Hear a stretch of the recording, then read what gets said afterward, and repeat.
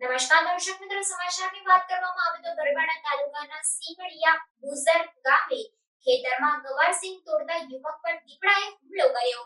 સીમલિયા બુઝર્ગમાં બપોરના સમયે ખેતરમાં ગવારસિંગ તોડતા યુવક પર દીપડાએ હુમલો કર્યો હતો। ઈજાગ્રસ્ત યુવકને સારવાર માટે ખસેડવામાં આવ્યો હતો। સીમલિયા બુઝર્ગના પરમાર મેહુલભાઈ દીતાભાઈ શુક્રવારે બપોરે ખેતરમાં ગવારસિંગ તોડી રહ્યા હતા। તે દરમિયાન દીપડાએ હુમલો કરતા પેટના ભાગે તેમજ છાતીના ભાગે ઈજાઓ થઈ હતી। દીપડાએ હુમલો કરતા લોકો દોડી આવતા દીપડો ભાગી ગયો હતો।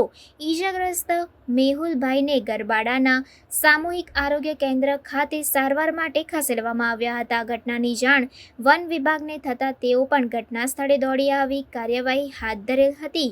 વન વિભાગના આરએફઓએ જણાવ્યું હતું કે જે દીપડો છે તે તેના નાના બચ્ચા સાથે હોઈ શકે।